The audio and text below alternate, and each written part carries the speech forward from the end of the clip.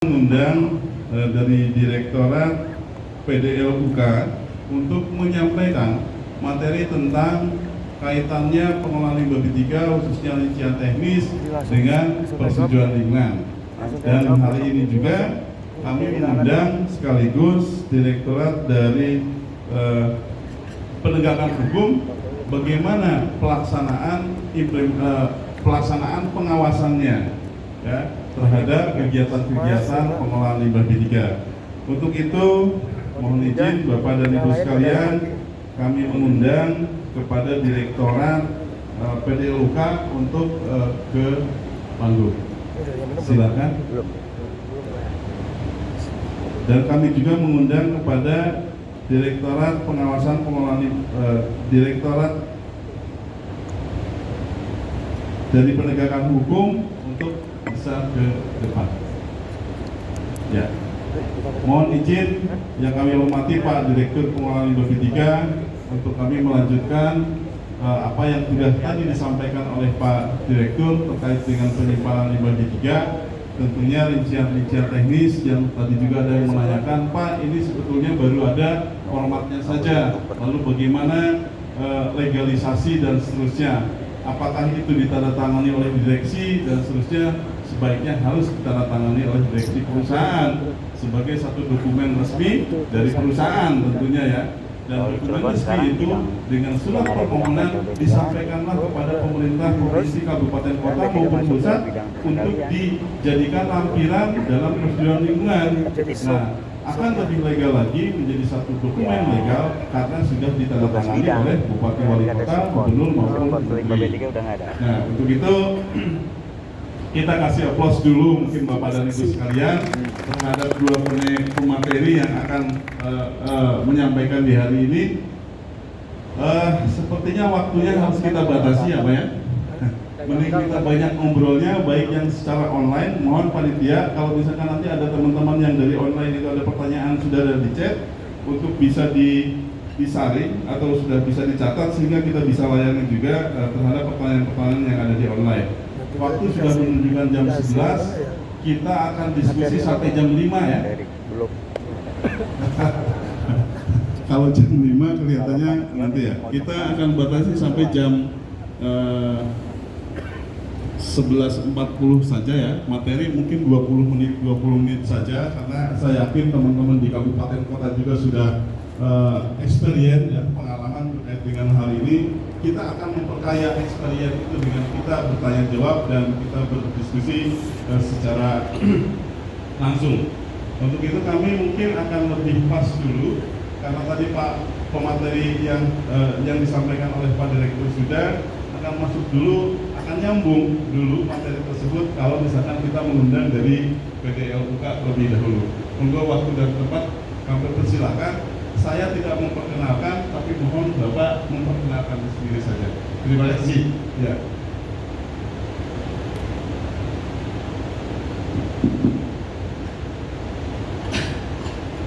Baik, terima kasih Bapak Moderator, Pak Mansor.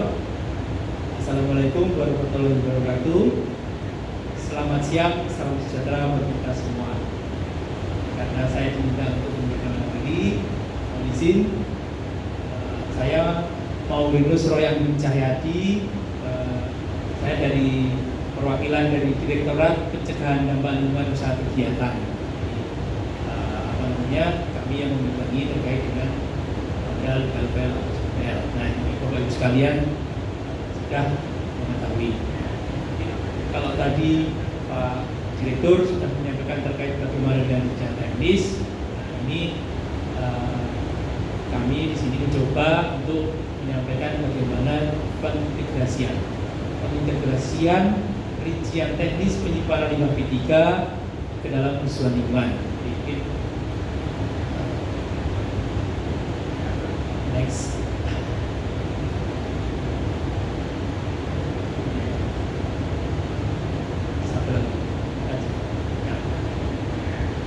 Baik. Saya yakin kalau Bapak Ibu sekalian dari sanksi lingkungan hidup pasti sudah memahami terkait dengan PP 22 tahun 2021 bahwa sudah tidak ada lagi izin PPLH Nah, namun diganti dengan persetujuan teknis dan rincian teknis. Nah, ini apa namanya? Saya tidak mengulang yang disampaikan Bapak Direktur.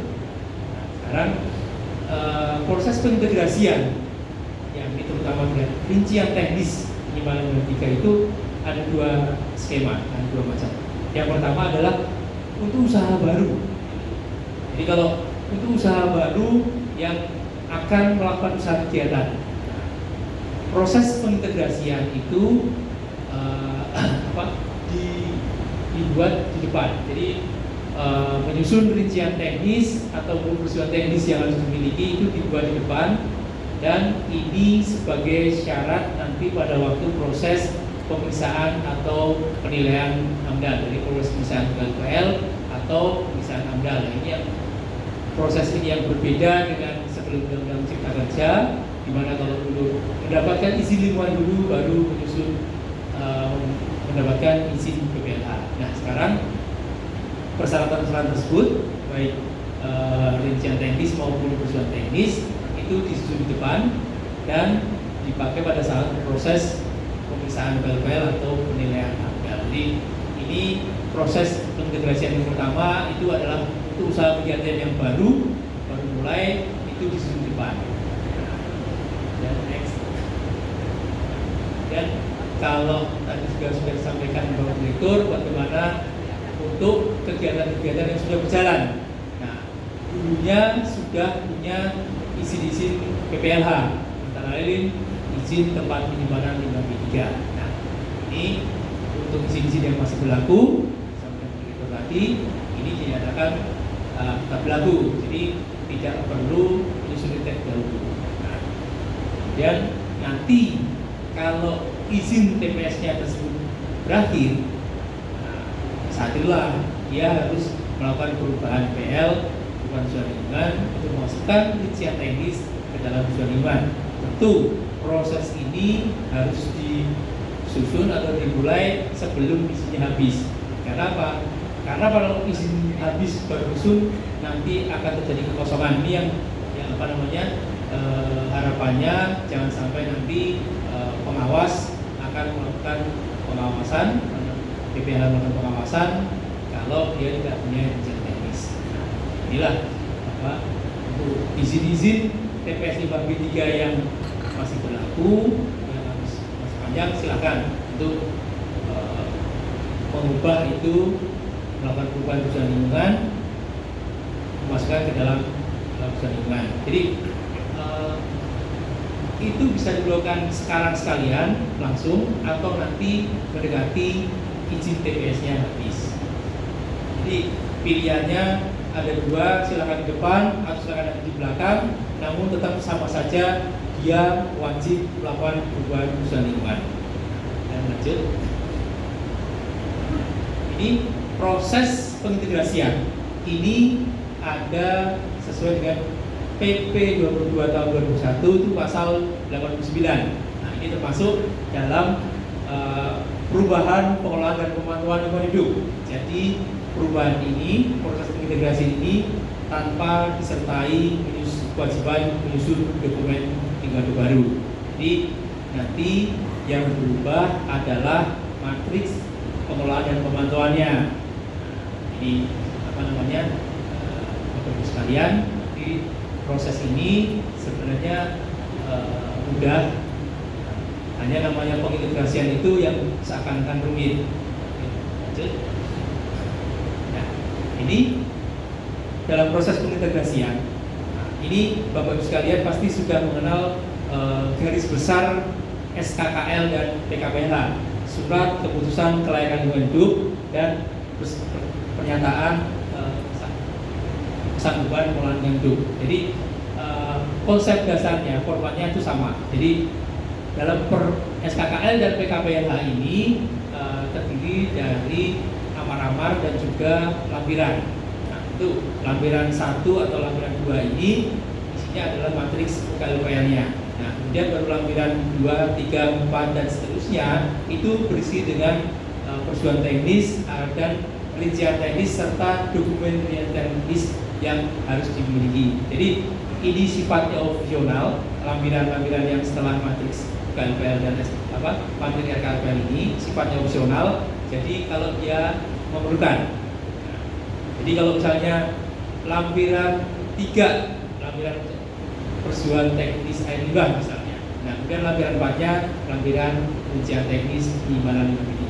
Kalau tidak punya persetujuan teknis yang lain, tentu lampiran rincian teknis akan naik ke atas menjadi lampiran 3, misalnya seperti itu. Jadi gambaran garis besarnya adalah memasukkan rincian teknis yang sudah dimiliki atau yang akan disusun oleh si pelaku usaha ke dalam lampiran SKKL atau PKPLH. Next, ini proses pengintegrasian rincian teknis ini ada beberapa bentuk. Tentu kalau TPS limbah B3 ini masih berlaku, tidak ada perubahan proses dan sudah memuat standar-standar yang sudah dengan ketentuan peraturan, ini dinyatakan sebagai rincian teknis. Nah, ini langsung dinyatakan sebagai teknis dimasukkan ke dalam lampiran. Kemudian kalau ternyata ada perubahan proses, nah, ini harus menyusun rincian teknis baru. Kalau ada pertanyaan, Pak, saya sudah punya nih izin TPS limbah B3, tapi kok cuma 1 lembar ya? Bapak Ibu sekalian harus mengecek kembali. Nah, apakah dalam 1 lembar tersebut sudah memuat syarat-syarat rincian teknis seperti ada dalam Permendakan Nomor 6? Ya, kalau ternyata syarat-syarat yang saya buat itu tadi rincian teknis harus kecil dan nggak ada dalam 1 lembar itu, tentu kita memaknai bahwa izin TPS limbah B3 yang sudah habis, yang tidak ada perubahan persoalan lingkungan dinyatakan sebagai teknis ini jadi tidak bisa. Karena apa? Karena syarat-syarat dari ketentuan penyimpanan limbah B3 tidak termuat dalam hanya yang dalam 1 lembar itu. Nah, tolong itu untuk dibuatkan sebagai rincian teknis untuk memuat detil-detil penyimpanan limbah B3 yang akan dibuat. Dan selanjutnya, nah, ini tapi kalau kita memasukkan tadi bahwa konsep dasarnya tadi SKKL dari batang tubuh dan juga lampiran-lampiran 1, 2, 3 dan sebagainya tadi. Nah, di dalam lampiran 1 biasanya itu adalah lampiran untuk matriks RKLPL atau matriks RKLPL-nya.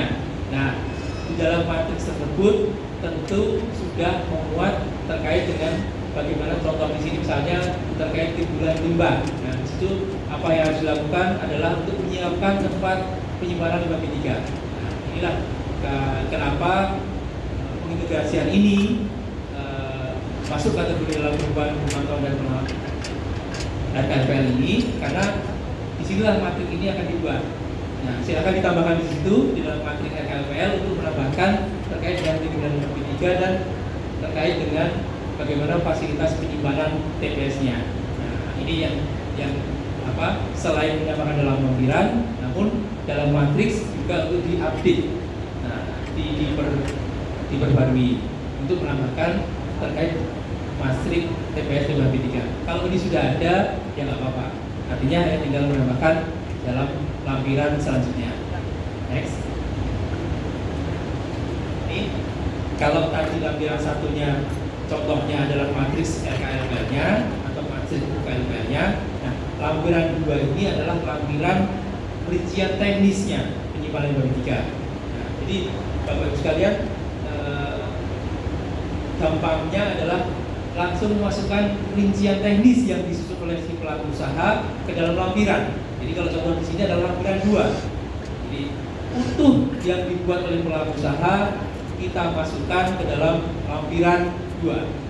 Contohnya, jadi kalau case-nya nanti kalau dia punya persetujuan lingkungan, lampirannya belum tentu lampiran 2, bisa lampiran 3, lampiran 4, lampiran 5. Silakan, itu disesuaikan saja sesuai dengan banyaknya lampiran yang dibutuhkan setiap SKKL atau PKPLH. Nah, di sini kalau nanti rincian teknisnya itu ada 10 halaman, ya kita masukkan semua rincian teknis 10 halaman. Kalau rincian teknisnya ada 20, ya kita masukkan semua. Nah, ini berlaku juga rincian teknis untuk penyimpanan limbah B3 dan juga untuk dokumen rincian teknis penyimpanan limbah non B3. Jadi kalau DRT, kita minta DRT untuk non B3, ya silakan berapa banyak yang disusun ya kita masukkan. Karena apa? Seperti tadi bahwa rincian teknis ini tidak melalui persetujuan. Jadi sifatnya adalah trust but verify belakang. Jadi memang kita melakukan pembinaan kepada teman-teman pelaku usaha supaya menyusun rincian teknis ini lebih detail. Silahkan detail diisi. Kenapa? Begitu kami percaya apa yang dibuat oleh si pelaku usaha dan kami integrasikan itu ke dalam keseluruhan lingkungan, nanti pada saat pengawasan teman-teman dari BPLH nanti pengawas yang akan melakukan pengawasan apakah betul sudah benarkah yang disusun oleh si pelaku usaha itu. Kalau salah berarti nanti akan ada sanksi-sanksi yang menanti si pelaku usaha. Inilah kita juga melakukan pembinaan supaya pelaku usaha tidak salah, tidak diberi sanksi pada waktu dilakukan pengawasan. Nah, ini contohnya. Jadi kalau di dalam teks terus ya, contoh-contoh ini misalnya kalau dia juga harus tadi di dalam form itu untuk membuat sketsa atau denah letak luas bangunan dan sebagainya letaknya, ini masuk juga ke dalam lampiran. Jadi kita buat semua yang dibuat oleh si pelaku usaha tersebut langsung sebagai lampiran dalam persetujuan lingkungan. Mungkin itu terkait dengan yang proses AMDAL dan KLPL. Sedikit terkait bagaimana tadi kalau kegiatan yang hanya SPPL, puskesmas dan sebagainya tadi ternyata dia menghasilkan limbah B3. Nah, memang kalau dalam NIB, pada waktu pelaku usaha sudah mendapatkan NIB, otomatis dia memperoleh SPPL. Nah, di dalam SPPL tersebut pada waktu dia mencentang-centang tadi sudah harus memenuhi fasilitas ada kewajiban untuk memenuhi fasilitas penyimpanan limbah B3. Nah, disinilah bentuknya itu adalah standar. Silakan nanti pelaku usaha yang sudah memiliki SPPL membuat standar sendiri, SOP sendiri terkait dengan penyimpanan limbah B3-nya. Karena sifatnya SPPL kita adalah individu pembinaan, tentu kita juga akan melakukan pembinaan kepada teman-teman pelaku usaha yang hanya SPPL untuk membuatkan SOP standar untuk penyimpanan limbah B3 itu seperti apa. Jadi tidak dalam bentuk rincian teknis. Mungkin seperti itu Bapak Moderator yang dapat sampaikan. Semoga dengan diskusi kita selanjutnya. Terima kasih. Terima kasih. Kita aplaus dulu. Singkat dan mungkin nanti akan banyak pertanyaan dari Bapak dan Ibu sekalian baik di offline maupun di online. Intinya adalah bahwa baru yang satu yang disinggung sebetulnya, dan ini akan memancing pertanyaan Bapak dan Ibu sekalian, yaitu jika satu usaha dan kegiatan itu sudah memiliki izin pengelolaan limbah B3 yang sudah diterbitkan oleh kabupaten kota sebelumnya dan masih berlaku, tadi disebutkan sebagai itu langsung menjadi RT. Tapi kalau misalkan formatnya belum lengkap dengan rintek itu dilakukan penyesuaian. Itu baru yang tidak punya izin. Bagaimana kalau misalkan izinnya sudah habis? Nah, ada pertanyaannya Pak ya. Terima kasih. Kemudian yang SPPL juga cukup tadi setelah mendaftarkan SPPL kemudian mendapatkan NIB, maka perusahaan membuat SOP-nya. Sementara di P6 itu sudah kita guidance ada 7 item yang harus dia penuhi. Sangat sederhana sekali, yaitu mereka harus memiliki kemasan, harus ada di dalam lokasi atau ruangan yang beratap, kemudian mereka melakukan pengemasan dengan baik dan simbol label limbah B3 yang ditentukan. Oke, berarti itu yang akan diintegrasikan. Pada saat sudah diintegrasikan akan menjadi legal dan itu menjadi alat pengawasan buat teman-teman di penegakan hukum baik di provinsi, kabupaten, kota maupun di pusat. Untuk itu kami persilahkan Ibu waktu dan tempatnya untuk menyampaikan materi presentasinya sama 20 menit. Mohon maaf waktunya terbatas, tapi kita akan perkaya dengan pertanyaan sekaligus memperkenalkan diri juga. Terima kasih.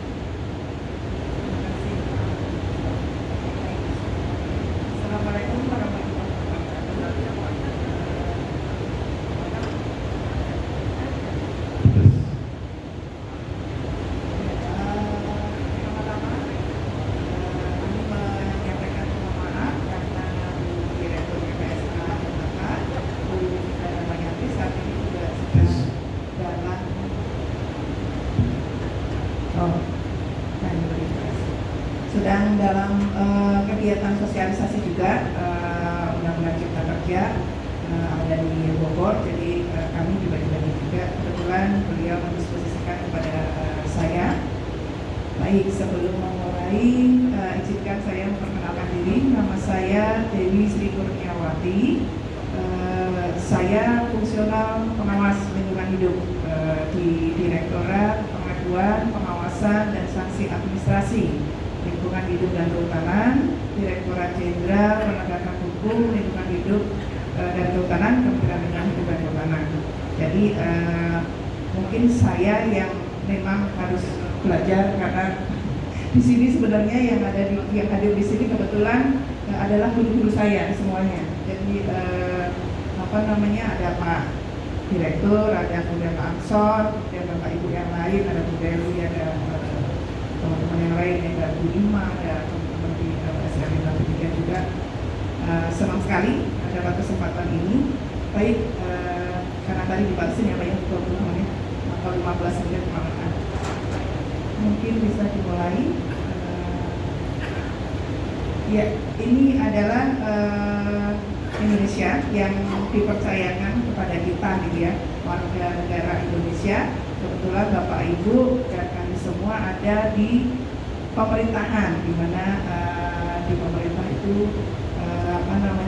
mempunyai kewenangan atau intervensi dalam kebijakan untuk mengelola sebenarnya, atau melestarikan, atau mempunyai pilihan sebenarnya apa yang harus kita lakukan terhadap Indonesia ini, karena kita mempunyai kewajiban juga, atau juga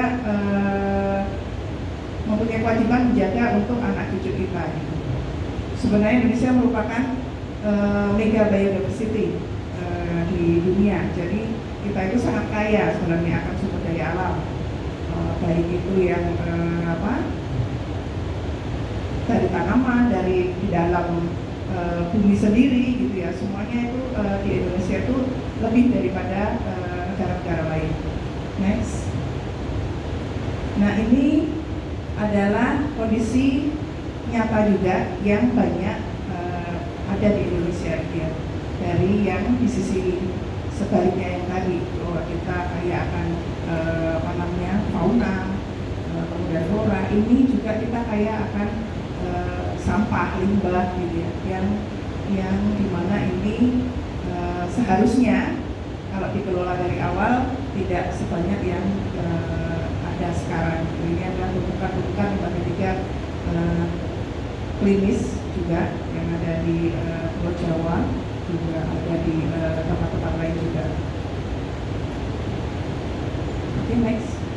Ini juga jadi selain dari tumpukan sampah atau limbah, kita juga ada pencemaran atau kerusakan lingkungan akibat dari kegiatan usaha ataupun kelalaian manusia, gitu ya.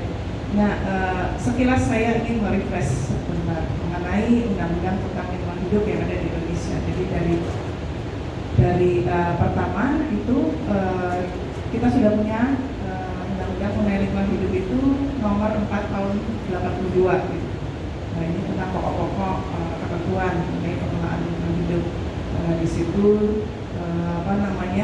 sudah diatur, tapi mungkin yang titik beratnya ada di sisi pemerintah, gitu ya. Kemudian direvisi dengan Undang-Undang 23 tahun 97. Di sini sudah ada disisipkan mengenai peran masyarakat. Jadi sebenarnya pilar dari pelestarian atau pengelolaan lingkungan itu ada di pemerintah, masyarakat maupun penanggung jawab usaha. Kemudian disempurnakan lagi di Undang-Undang 32 tahun 2009, itu di mana di situ ada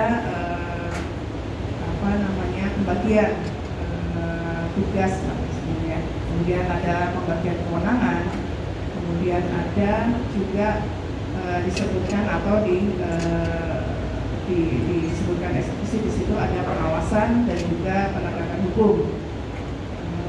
Kemudian di 32 ini bahkan juga sudah disebutkan juga tindak lanjut dari pengawasan itu nanti seperti apa.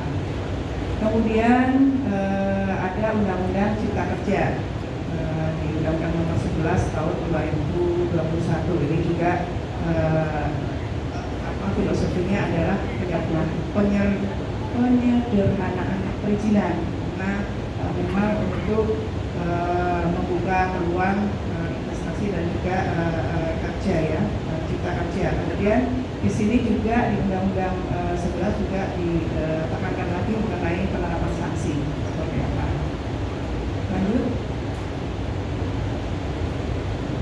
Nah, ini adalah tadi sudah disebutkan bahwa Undang-Undang Cipta Kerja itu sebenarnya adalah sekumpulan dari undang-undang dari beberapa kementerian ataupun lembaga yang memang filosofinya ada di sini juga.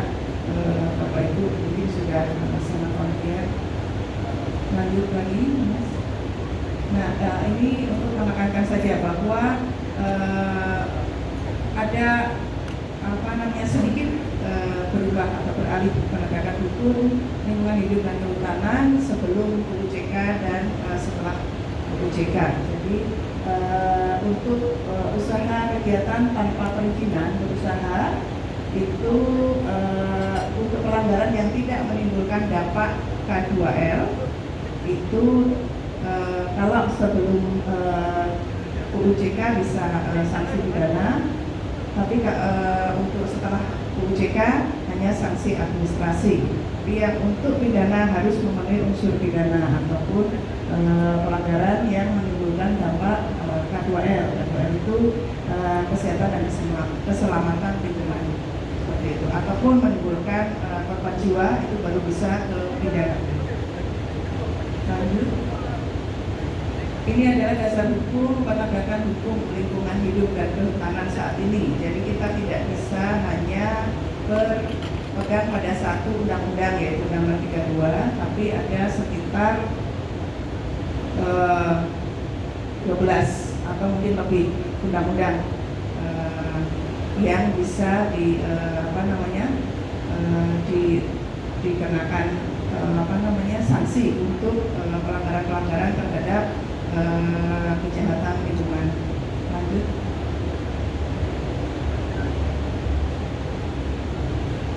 Kemudian pengawasan lingkungan hidup itu sendiri merupakan kegiatan yang dilaksanakan baik secara langsung maupun tidak langsung ini oleh pejabat pengawas lingkungan hidup untuk mengetahui atau menetapkan tingkat ketaatan terhadap penanggung jawab usaha dan atau kegiatan. Jadi ada keywordnya di situ, yaitu baik bisa langsung, tidak langsung, kemudian untuk mengetahui ketaatan, kemudian dilakukan oleh pejabat pengawas lingkungan hidup ya, terhadap perizinan berusaha ataupun persetujuan pemerintah yang diterbitkan.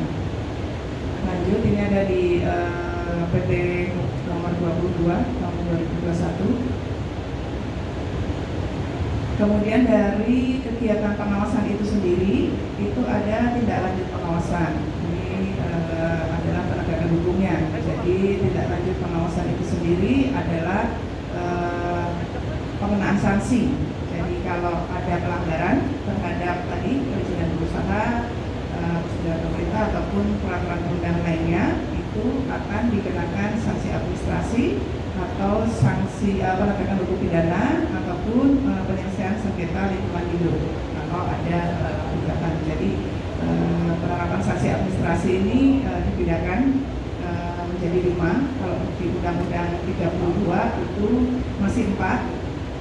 Kemudian di UUJK ditambahkan tadi yang disebut Pak Direktur, yaitu denda administratif, sehingga menjadi 5. 1 teguran tertulis, kemudian kedua adalah paksaan pemerintah, ketiga denda administrasi, kemudian ada pembekuan perjanjian usaha ataupun pencabutan perjanjian usaha. Nah, sanksi 3 jenis sanksi ini bisa dikenakan secara bersama-sama ataupun sanksi administrasi terlebih dahulu, tergantung dari tadi pelanggaran ataupun pemenuhan kriteria terhadap penegakan hukum pidana atau tidak, ataupun kalau untuk sanksi atau penyelesaian sengketa atau perdata itu kalau ada gugatan. Lanjut. Ini adalah dasar hukum pengawasan hidup pada di Undang-Undang Undang-Undang OJK, kemudian ada di PP 22 juga 2021. Ini mungkin nanti bisa dibaca sendiri oleh Bapak Ibu. Lanjut lagi. Nah, kewenangan pengawasan itu juga sudah diatur baik di 32/2009 ataupun di Undang-Undang OJK. Jadi penerbit perizinan berusaha itu yang berwenang untuk melakukan pengawasan seperti itu ya. Jadi menteri ataupun bupati, wali kota itu pemerintah pusat itu menteri, pemerintah provinsi itu gubernur, kemudian pemerintah kabupaten kota bupati atau wali kota seperti itu. Tergantung dari penerbit perizinan berusahanya. Lanjut lagi. Namun begitu, provinsi ataupun pemerintah pusat itu dapat melakukan second line enforcement, itu di mana menteri dapat melakukan pengawasan terhadap ketaatan penangguhan usaha dan atau kegiatan yang izin lingkungannya diterbitkan oleh pemerintah daerah jika pemerintah pusat menganggap terjadi pelanggaran yang serius di bidang perlindungan dan pengelolaan lingkungan hidup. Jadi untuk melakukan second line enforcement ada kriterianya seperti apa? Karena tadi kewenangannya sudah dibagi. Lanjut lagi. Ini adalah jenis pengawasan. Jenis pengawasan itu tadi sudah disebutkan langsung atau tidak langsung. Kemudian ini adalah yang pengawasan langsung. Pengawasan langsung itu ada dua, pengawasan insidental ataupun pengawasan reguler. Pengawasan insidental itu bisa dilakukan apabila memenuhi kriteria bahwa ada pelanggaran yang terdeteksi, kemudian adanya pengaduan masyarakat terkait dugaan pencemaran lingkungan hidup atau kerusakan lingkungan hidup, dan juga adanya laporan dari pengelola kawasan atas pelanggaran pelaksanaan NKL MPLIC oleh pelaku usaha dalam kawasan. Kalau untuk pengawasan reguler sendiri itu memang dilaksanakan sesuai dengan perencanaan setiap tahun berdasarkan perizinan berusaha atau persetujuan pemerintah terkait persetujuan lingkungan. Lanjut. Ini pengawasan insidental untuk penanganan pengaduan ini juga ada fragmennya. Lanjut saja, nanti bisa di baca-baca sendiri. Ini masih tentang pengaduan. Jadi pengaduan itu kami ini dalam 1 tahun itu menerima lebih dari 2.000 pengaduan gitu ya. Tapi memang ada yang memang related dengan lingkungan hidup, tapi ada juga yang tidak. Jadi ada beberapa yang memang kami seleksi ataupun kami limpahkan ke instansi ataupun lembaga yang memang berwenang untuk melakukan atau menindaklanjuti pengaduan tersebut. Kalau yang masuk ke kami kriteriakan diantaranya adalah tidak memiliki atau tidak sesuai dengan izin. Ini adalah baik itu persetujuan lingkungan ataupun perizinan berusahanya. Kemudian memang terjadi pencemaran atau kerusakan lingkungan. Gitu ya. Kemudian ada mengenai baik. Oke, lanjut saja. Ini nanti bisa dibaca sendiri. Ini masih pengaduan. Lanjut. Nah, ini adalah aspek pengawasan. Kita KLHK ataupun pengawas lingkungan hidup bisa masuk pengawasan itu melalui perizinan berusaha atau persetujuan pemerintah terkait persetujuan lingkungannya. Jadi kita masuk sebagai pengawas itu untuk awalnya itu adalah untuk mengawasi persetujuan lingkungan. Tadi jadi related dengan pembicaraan sebelumnya bahwa yang kita awasi AMDAL atau KLPL, kemudian ada persetujuan teknisnya ataukah itu rincian teknis juga. Tadi seperti yang disampaikan pembicaraan sebelumnya, jadi semua matrik ataupun rincian atau persetujuan teknis tersebut harus kita periksa gitu ya sebagai pengawas. Nah, periksa ini gimana gitu. Nah, sebetulnya di dalam rincian teknis ataupun persetujuan teknis itu memang disebutkan secara detail apa saja kewajibannya, apa saja ketentuan atau persyaratan teknisnya, kemudian apa larangannya, kemudian bagaimana mengelolanya, itu secara rinci memang ada di situ. Jadi kebetulan saya pengawas gitu ya,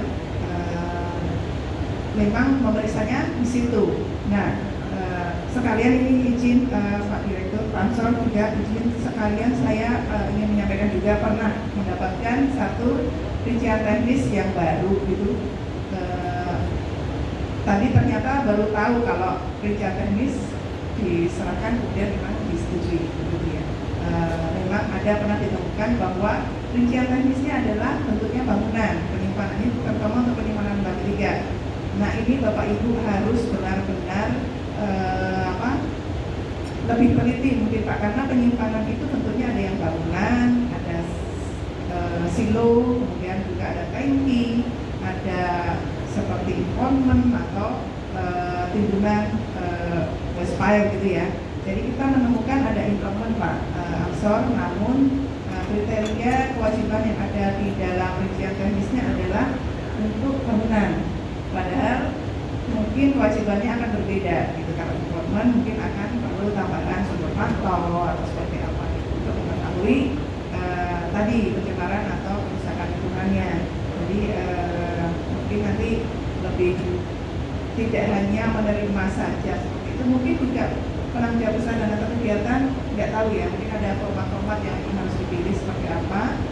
Tapi pada saat itu mungkin baru, jadi hanya mengisi ya untuk bangunan. Jadi pada saat kita ke lapangan melakukan pengawasan, oh ternyata nggak sesuai nih dengan kondisi di lapangannya. Jadi hal yang seperti itu kalau bisa sih dari awal memang sudah bisa di screening jadi tapi memang tadi kalau disebutkan Pak Direktur, nah nantinya dari dan juga Bu Dirjen tadi juga menyatakan di emailnya bahwa memang kalaupun ada kesalahan bisa diperbaiki setelah ada pemantauan ataupun pengawasan.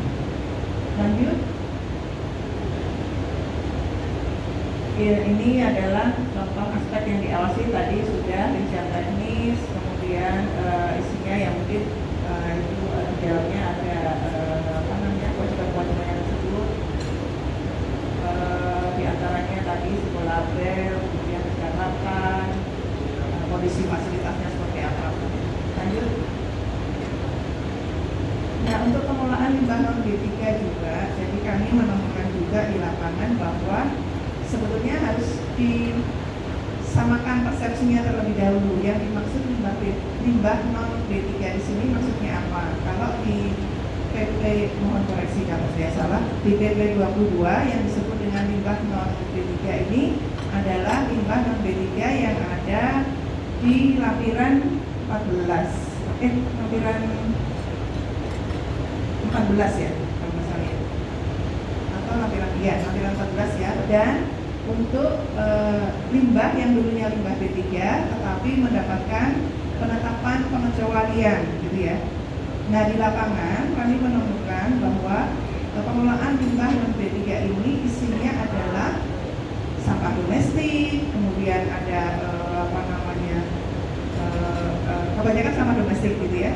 Jadi apakah seperti itu atau bukan? Jadi harusnya bisa di awalnya itu kalau di BP 22 kalau nggak salah yang dinamakan limbah non B3 adalah yang dulunya limbah B3 kemudian dikecualikan dan juga yang ada di lampiran. Itu saja gitu yang hanya saat ini masih 9 kalau nggak salah. Lanjut. Ya. Mungkin lanjut lagi Mas. Nah ini adalah kebetulan untuk yang undang-undang Cipta Kerja itu dikedepankan adalah sanksi administratif. Nah ini sanksi administratif ini kelebihannya adalah sifatnya preventif, represif, dan non justisial. Jadi lebih ke arah perbaikan, kemudian tidak melibatkan pihak lain ataupun pengadilan sehingga bisa dilakukan dengan cepat. Lanjut lagi Mas. Ini kewenangan penerapan sanksi administrasi tadi disebutnya kayak yang mengawasi adalah menteri, gubernur atau bupati wali kota, sama juga. Jadi kewenangan untuk menerbitkan sanksinya juga dari menteri, gubernur, bupati wali kota. Lanjut, atau bisa didelegasikan. Ini jenis-jenis sanksi administrasi, lanjut nanti bisa dibaca Bapak Ibu. Nah ini penting aturan peralihan di pasal 527 di mana izin lingkungan di PPLH dan seterusnya itu mendapatkan tadi yang sudah disebutkan oleh Pak Direktur juga bahwa sebelum PP ini berlaku dinyatakan tetap berlaku dan menjadi prasyarat serta termuat dalam perizinan usaha atau persetujuan pemerintah. Jadi untuk perizinan ILK yang sudah diterbitkan misalnya dari kabupaten atau kota, kalau memang masih berlaku, ya sudah pengawasannya masuk ke kabupaten atau kota gitu ya. Meskipun di aturan yang baru seharusnya dia udah kewenangannya dari pusat. Seperti itu bisa dibaca sendiri, nanti bisa lanjut lagi. Ini masih related dengan yang tadi. Lanjut. Terima kasih. Pesan dari Bapak Dirjen kami adalah tidak ada penegakan hukum tanpa integritas. Gitu ya. Jadi integritas itu adalah keharusan dalam menegakkan hukum, walaupun memang sulit untuk memenuhinya. Tapi bukan tidak mungkin. Terima kasih. Terima kasih.